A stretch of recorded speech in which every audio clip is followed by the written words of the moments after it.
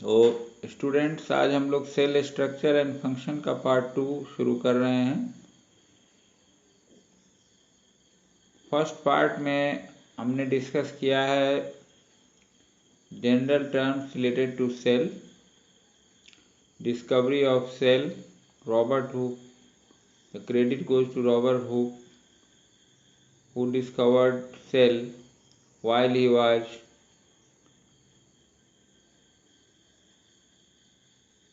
watching the cork cells, and he found that honeycomb-like structure in his self-made simple microscope. Robert Hooke साहब ने 1665 में एक microscope तैयार किया और उसी का प्रेजेंटेशन के लिए उन्होंने कॉर्क सेल का एक थीन सेक्शन को देखा और उन्हें हनी कॉम्ब लाइक स्ट्रक्चर प्राप्त हुआ, जिसका नाम एक कंपार्टमेंट का नाम उन्होंने सेल रखा। बाद में जाके सेल के बारे में डिटेल स्टडी हो गई, सेल के अंदर क्या क्या हैं वो सब हम लोग जानते हैं। और आज के डेट में इलेक्ट्रॉन माइक्रोस्कोप ये फंक्शन में है, जिससे अल्ट्रा स्ट्रक्चर सेल के अंदर का जितना भी ऑर्गेनेल्स है उसका अल्ट्रा स्ट्रक्चर प्राप्त किया जा चुका है, जिसकी स्टडी हम लोग करते हैं। इसमें हम लोग जो बेसिक कंपोनेंट ऑफ सेल है उसके बारे में पढ़ेंगे।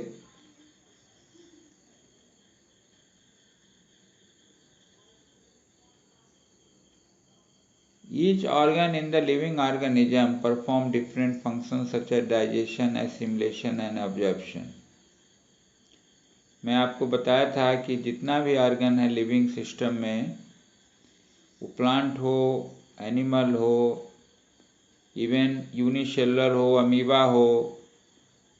आप अमीबा के केस में भी पढ़े हैं क्लास 7 में, feeding and digestion in amoeba. Amoeba के अंदर जो सीडोपोडिया है वो क्या है? सेल मेम्ब्रेन है। सेल मेम्ब्रेन का प्रोडक्शन है, वो उसी के द्वारा वो फूड को कैप्चर करता है, फिर वो वैक्यूल बनाता है, फूड वैक्यूल, और वहाँ पे उसमें डाइजेशन होता है। डाइजेशन के बाद एब्जॉर्प्शन होता है और जो वेस्ट प्रोडक्ट हैं उनका एक्सक्रीशन भी हो जाता है। उसी तरह से जो प्लांट्स हैं उनके अंदर भी अलग जो स्पेशलाइज्ड फंक्शन है, जैसे रूट के जो है एब्जॉर्प्शन ऑफ वाटर करता है। और जो ऑर्गन्स हैं, ईच ऑर्गन, जैसे हायर ऑर्गेनिज्म प्लांट एनिमल में ऑर्गन होते हैं, जैसे प्लांट में ही आप मान के चलिए रूट है, स्टेम है, लीफ है, फ्लावर है, फ्रूट्स है। एंड एनिमल जैसे ह्यूमन बीइंग में डिफरेंट सिस्टम है। डाइजेस्टिव सिस्टम में ही आप देख रहे हैं कई सारे ऑर्गन्स हैं, माउथ से लेके नस तक, एलिमेंट्री कैनाल जिसको बोलते हैं। And each organ is further made up of smaller parts called tissue. अब उसके अंदर जैसे कोई भी ऑर्गन है तो उसके मान लो स्टमक है तो उसके अंदर कौन सा भी एपिथेलियल टिश्यू होगा, कनेक्टिव टिश्यू होगा, मस्कुलर टिश्यू होगा, नर्वस टिश्यू होगा। और टिश्यू क्या होता है? A group of similar type of cells performing a particular function. अब नर्वस टिश्यू होगा तो न्यूरॉन्स का बना होगा, नर्व सेल का बना होगा, जिसका काम क्या है? वो मैसेज को रिसीव करना और ट्रांसफर करना। तो अल्टीमेटली हम देखते हैं कि वो फंक्शन के रूप में भी, स्ट्रक्चर और फंक्शन दोनों में सेल क्या है? जो बेसिक कंपोनेंट है। Cell is the structure and functional unit we can say of all the living organism. अब यहाँ पे आपको मैं पार्ट्स ऑफ सेल दिखा रहा हूँ। आप देख सकते हैं ये जो आउटर बाउंड्री है सेल का, सेल मेम्ब्रेन लेबल किया हुआ है, और उसके बीच में, लगभग बीच में आपका न्यूक्लियस है। न्यूक्लियस भी न्यूक्लियर मेम्ब्रेन से घिरा हुआ है, और न्यूक्लियस के अंदर एक और स्फेरिकल बॉडी दिख रहा है जिसको न्यूक्लियोलस बोलते हैं। तो ये जो उसके अलावा जो बेसिक कंपोनेंट है सेल का वो 3 है।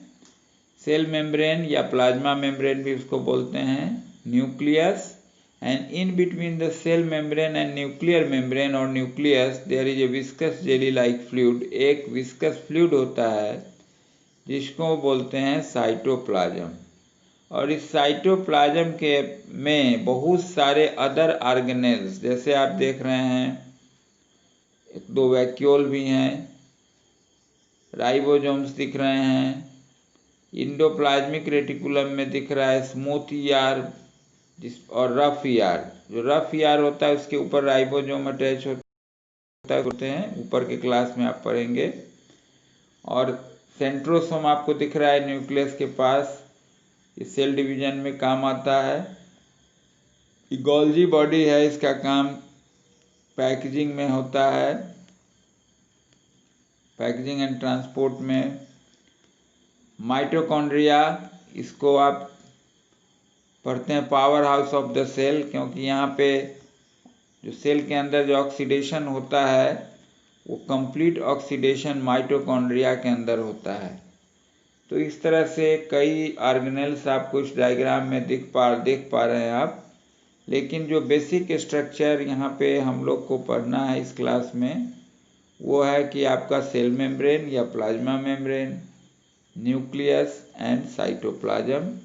Inside the cytoplasm, various other organelles as we can see in the diagram: mitochondria, ribosomes, Golgi body, endoplasmic reticulums are formed.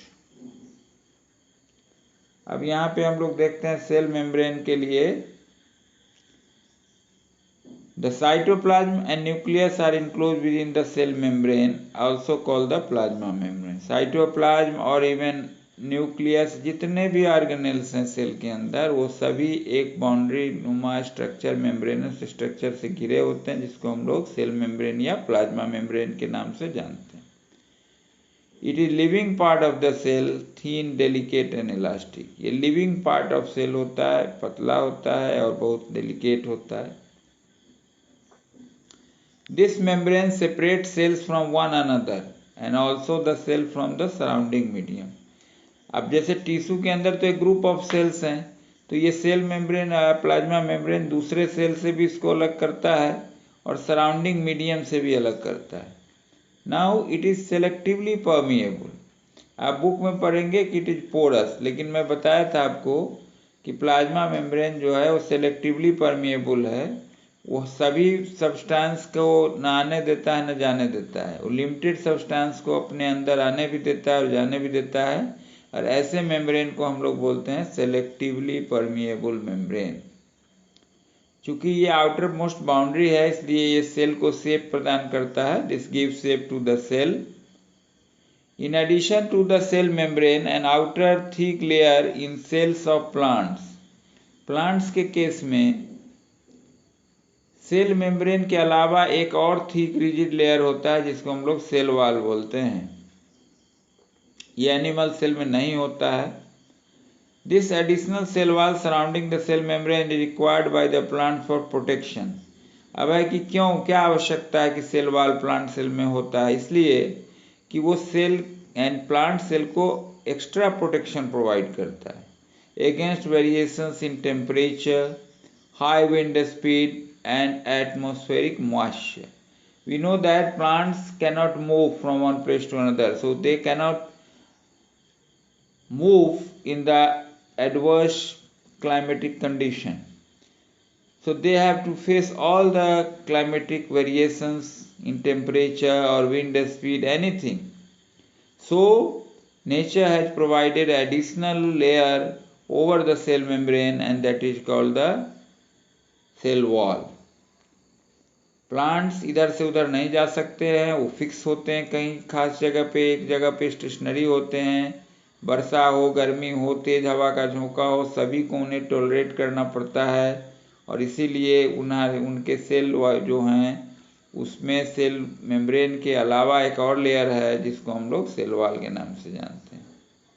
अब यहाँ है कि हम लोग सेल्स को, जैसे आपको मैं फर्स्ट पार्ट में बताया था, उस दिन बताया था कि आप एक एक्टिविटी है ओनियन पील का टेम्प्रोरी माउंटिंग, जिसमें आप सेल्स को देख सकते हैं। इसके अलावा भी हम लोग दो तीन जो आपका यहाँ पे नाम देख रहे हैं, ट्रेडेस्केंसिया है, इलोडिया या रेोई है, उसके भी लीफ का हम लोग माउंटिंग तैयार कर सकते हैं सेक्शन काट के, और उसमें भी हम लोग सेल्स को देख सकते हैं, ऑब्जर्व कर सकते हैं। तो इस तरह से ये सेल मेम्ब्रेन के बारे में हम लोग देखे। अब जहाँ तक साइटोप्लाज्म की बात है, ये एक जेली लाइक सब्सटेंस है जो सेल मेम्ब्रेन और न्यूक्लियस के बीच में होता है। अब आपको एक चीज़ और बता दें कि न्यूक्लियस के अंदर जो होता है वहाँ भी एक जेली लाइक फ्लूइड होता है, इसको न्यूक्लियोप्लाज्म बोलते हैं। और ये साइटोप्लाज्म न्यूक्लियोप्लाज्म को एक साथ हम लोग बोलते हैं प्रोटोप्लाज्म। अब इस साइटोप्लाज्म में ऑल अदर और कंपोनेंट या ऑर्गेनेल्स जो सेल्स के हैं, जैसे कि आपका माइटोकॉन्ड्रिया, अभी मैं डायग्राम में दिखा रहा था आपको, गोल्जी बॉडी, राइबोसोम, सेंट्रोसोम, ये सारे के सारे आपको, एंडोप्लाज्मिक रेटिकुलम, ये सभी के सभी आपको साइटोप्लाज्म में एम्बेडेड होते हैं। अब हम लोग यहाँ न्यूक्लियस के बारे में देख लें। It is very important component of the living cell. ऐसे तो सभी कंपोनेंट इंपॉर्टेंट हैं, लेकिन न्यूक्लियस को विशेष महत्व दिया जाता है। It is generally dense and spherical organelle, ये डेंस होता है और स्फेरिकल होता है शेप में, and located in the centre of the cell. Animal cell के केस में ये बात हो रही है कि ये लगभग सेल के सेंटर में होता है। And it can be seen easily with the help of microscope. Even जो आपका कंपाउंड माइक्रोस्कोप जो लेबोरेटरी में हम लोग यूज करते हैं, और मैं बताया जैसे आप ओनियन पिल का बनाएंगे माउंटिंग या लीफ का बनाएंगे, तो उसमें भी आपको न्यूक्लियस दिख जाएगा। उतना डिटेल नहीं दिखेगा कि न्यूक्लियर मेम्ब्रेन कहाँ है, न्यूक्लियोलस कहाँ है, लेकिन you will find the nucleus. Nucleus is separated from the cytoplasm bye membrane called the nuclear membrane. अब ये न्यूक्लियस भी एक मेम्ब्रेन से घिरा होता है जिसको न्यूक्लियर मेम्ब्रेन बोलते हैं। And it is also porous, ये भी पोरस होता है, and allow the movement of material between the cytoplasm and inside of the nucleus. तो ये जो न्यूक्लियर मेम्ब्रेन होता है ये पोरस होता है, और ये भी आप जो है मटेरियल का एंट्री और एग्जिट को अलाउ करता है। अब इस न्यूक्लियस के अंदर आपका एक और डेंस स्ट्रक्चर है जिसको हम लोग न्यूक्लियोलस के नाम से जानते हैं। In addition to nucleolus, there are thread-like structure called chromosome. उसमें धागा नुमा संरचना पाई जाती है और उसका नाम है क्रोमोजोम। उसको क्रोमोजोम के नाम से जानते हैं। ये क्रोमोजोम जो है इसका ये फिक्स होता है। आप जानते हैं कि ये स्पेसीज टू स्पेसीज, जैसे ह्यूमन बीइंग में 23 पेयर्स ऑफ क्रोमोजोम होते हैं, 46, ये फिक्स है। तो ये क्रोमोजोम्स का डिवीजन भी हो जाता है, सेल जब डिवाइड करता है तो उसमें भी डिवीजन होता है। और क्रोमोजोम्स के ऊपर जीन्स होते हैं, और जीन्स का काम क्या है कि दे हेल्प इन इनहेरिटेंस और transfer of character from the parents to the offspring. बहुत सारे कैरेक्टर्स हैं, जैसे आपका टॉलनेस है, ड्वार्फनेस है, हेयर का है, किसी का कर्ली हेयर होता है, किसी का स्ट्रेट हेयर होता है, कॉम्प्लेक्शन होता है, कोई डार्क होता है, कोई फेयर होता है, ईयर लोब किसी का अटैच होता है, किसी का फ्री होता है।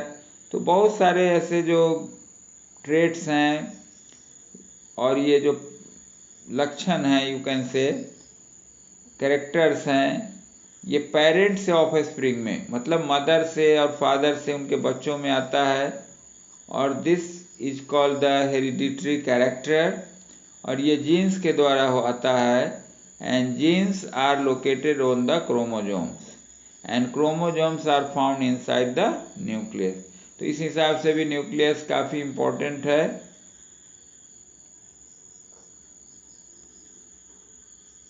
Genes contain genetic codes which are responsible for the unique physical character of an animal or a plant. इसके ये कोडिंग करता है एनिमल, और ऊपर के क्लास में आप पढ़िएगा जेनेटिक कोड के बारे में कि किस तरह का प्रोटीन बनेगा हमारे बॉडी में, इसका भी जेनेटिक कोडिंग करता है जीन्स। और nucleus acts as control centre of the activities of the cell. सिर्फ क्रोमोजोम के हिसाब से ही न्यूक्लियस नहीं है इम्पोर्टेंट, ये कंट्रोल सेंटर भी है, सेल की पूरी एक्टिविटी को कंट्रोल करता है। Content of a living cell is known as protoplasm.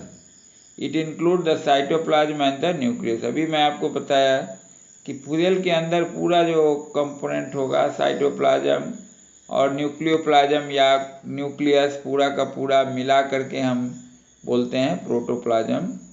It controls all the metabolic activities of cell. Cell के अंदर जितने भी मेटाबॉलिक एक्टिविटी रेस्पिरेशन का हो या फिर एनर्जी प्रोडक्शन हो रेस्पिरेशन के द्वारा या जो भी हो, वो सारे के सारे एक्टिविटी को कंट्रोल करता है न्यूक्लियस, इसलिए इसे हम कंट्रोल सेंटर के नाम से भी जानते हैं। And it is a store house of gene, gene का भी स्टोर हाउस है। Without nucleus cell can neither survive nor show specialize activity. बिना न्यूक्लियस के न सेल जिंदा रह सकता है, सर्वाइव कर सकता है, न कार्य कर सकता है। तो अभी हम लोग ने देख लिया न्यूक्लियस के बारे में, साइटोप्लाज्म के बारे में और सेल मेम्ब्रेन या प्लाज्मा, ये 3 बेसिक कंपोनेंट्स हैं। जहाँ तक कि अदर कंपोनेंट्स की बातें हैं तो आपको ये हायर क्लास में आप पढ़ेंगे। थोड़ा बहुत मैंने आपको बता दिया, जैसे माइटोकॉन्ड्रिया, इसको power house of the cell भी कहते हैं, because the complete oxidation of food और glucose is taken place inside the mitochondria. Mitochondria के अंदर ग्लूकोज का कंप्लीट ऑक्सीडेशन होता है और वहाँ पे एनर्जी का फॉर्मेशन होता है, इसलिए इसे power house of the cell के नाम से जानते हैं।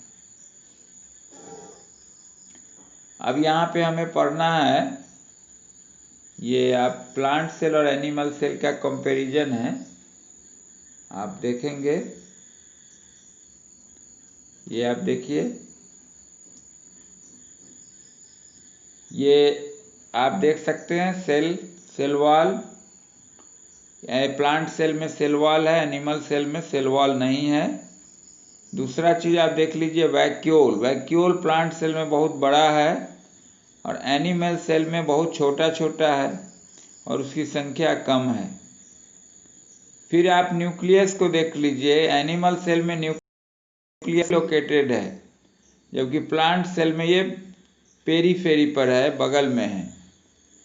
अब बहुत सारे जो ऑर्गेनेल्स हैं जैसे Golgi apparatus, ER, endoplasmic reticulum, ये दोनों में पाए जाएंगे, माइटोकॉन्ड्रिया।